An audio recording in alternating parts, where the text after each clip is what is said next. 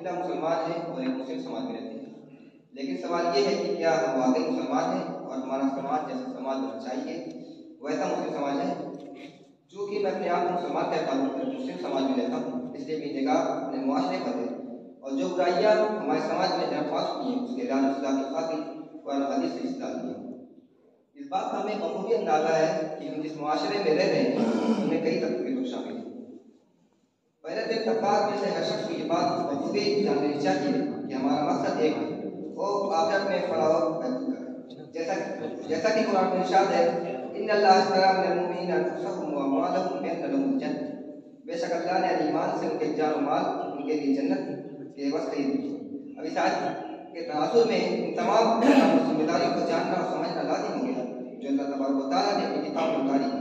और ये बात भी अच्छी तरह समझ लेनी चाहिए कि कुरान मजीद और अहादीस नबविया को पढ़े और समझे बगैर बुराइयों का खात्मा मुमकिन नहीं। जानने और समझने के बाद का मरहला इस्लाह व अमल का होता है। जैसा कि कुरान में इरशाद है, फमन आमना व अस्लहा फला खौफुन अलैहिम वला हुम यहज़नून, तो जो ईमान लाए और जिन्होंने इस्लाह कर ली तो उनको ना कोई खौफ होगा ना कोई गम। ऊपर की जिक्र की हुई बातों की तरफ इशारा ये आयत खुद कर रही है। पहले तो ईमान को तस्करा है। ईमान किसी हकीकत के इदराक और इतराफ को कहते हैं और शरीयत में अल्लाह पर, उसके रसूल पर, उसकी किताबों पर, उसके फरिश्तों पर और यौम आखिरत पर रखने को कहते हैं। यानी इन पर ईमान रखना जरूरी है और सही तौर पर ईमान उसी वक्त मुमकिन है जब हम कुरान हदीस को पढ़ें और उस पर गौर करें। दूसरी बात, इस आयत में इस्लाह की है। इस्लाह खुद की भी करनी है और मुआशरे की भी, ये दोनों हमारे फराइज़ में से हैं। और तीसरी बात, मज़कूरा दोनों बातों का नतीजा है, यानी आखिरत में कामयाबी। वहाँ ना मुस्तक़बिल का कोई खौफ होगा ना मादी का कोई गम। इससे हमारे मकसद की तरफ इशारा निकलता है। जब हम अहले इताअत को देखते हैं तो पाते हैं कि कुरान ने और हमारे रसूल की कोशिश और काबिश, तालीम और तरबियत और आपकी सिफ़ात हमीदा ने इतना गहरा असर डाला कि बुराइयों का खात्मा बतदरीज होता रहा और एक ऐसा आफ़ताब आसमान की बुलंदी पर अपने पूरे आबोताब के साथ चमकता रहा जिसको कुरान ने और रसूल सल्लल्लाहु अलैहि वसल्लम की तालीम और तरबियत ने वहाँ तक पहुँचाया था। अब वही आफ़ताब उरूज से ज़वाल की तरफ जा रहा है जिसकी बुनियादी वजह कुरान और सुन्नत का छोड़ देना है, अपने आप को, अपने मकसद को फरामोश कर देना है। जब हम अपने मुआशरे और ज़माने जाहिलियत पर निगाह डालते हैं तो पाते हैं कि ज़माने जाहिलियत की बहुत सी बुराइयाँ हमारे मुआशरे और समाज का हिस्सा बन चुकी हैं। मतलब शराब, जुआ, ज़िना, चोरी वगैरह ये अहले रिसालत से पहले आम बात थी और आज हमारे मुआशरे में आम होने से कम नहीं। बस फर्क इतना है कि ज़माने जाहिलियत में ये बुराइयाँ हर किसी के सामने थी और हमारे समाज में ज़रा एहतियात कर दी जाती है। लेकिन जराइम और बुराइयाँ चाहे छुप के हों चाहे एलानिया तौर पर हों, अल्लाह रब्बुल इज्जत उसको देख रहा है। इस तरह से ज़माने जाहिलियत की बहुत सी बुराइयाँ हमारे दरमियान बदतरीन बढ़ती चली जा रही हैं और इसके बुरे नताइज भी उम्मत मुस्लिमा पर ज़ाहिर हो रहे हैं।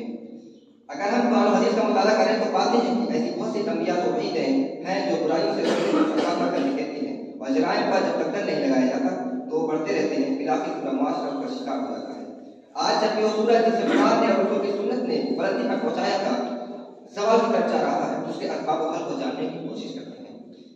पहली बात तो यह है कि इस कुरानी सूरत के गुरुबुद्दुलू का दारोमदार बंदों के अमाल पर है और अमाल का दारोमदार नियत पर है। जैसा कि हदीस मुबारका है, इन्नमल अमालु बिन्नियात, यानी अमाल का दारोमदार नियत पर डिपेंड करता है, न कि महतमात पर। और नियत की दुरुस्तगी के लिए कुरान हदीस का जानना पहला लाज़िम। आज हमारे मुआशरे में बहुत सी बुराइयाँ नियत के खोटेपन से बढ़ती जा रही हैं। अगर हम अपनी अक्ल को सही और नियत को दुरुस्त करने की कोशिश करते तो बहुत सी बुराइयों से दूर होते। दूसरी बात यह है कि अल्लाह ताला ने जिस कौम को भी इमामत बख्शी और अपनी हिदायत और तालीमात से नवाजा उसका ज़बरदस्त इम्तिहान दिया।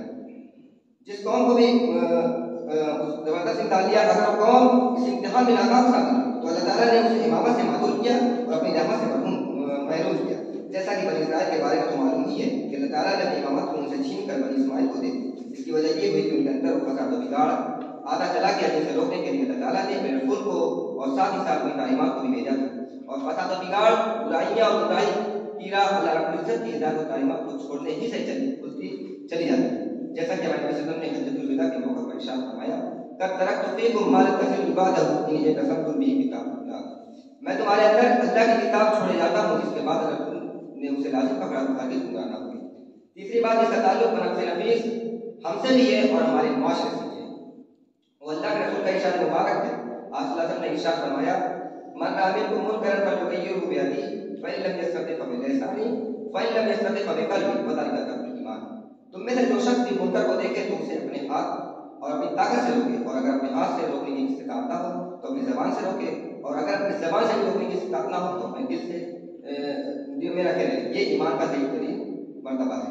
इससे पता चलता है कि बुराई से टल ले और किसी की नजर पड़े तो उसे खत्म करने की कोशिश करे, जैसे भी उसके लिए मुमकिन हो, हाथ से तो हाथ से, जबान से तो जबान से, और ना तो कम से कम दिल में ये बात रखे रहे कि ये गलत है। और इस आखिरी इसको ईमान का बेहतरीन रुतबा कहा गया है। चौथी बात कुरान मजीद में इरशाद है, अंतुम अ'लाम इन कुंतुम मुमिनीन, तुम ही सरबलंद रहोगे बशर्ते कि मोमिन हो। पिछली कौमें जो तबाह हुई, मसलन आद, समूद, कौम लूत वगैरह, उनके अंदर दो बुनियादी कमजोरियां थी। एक ईमान की, दूसरे ईमान के न होने की वजह से बुराइयों में मुर्तकिब होती थी।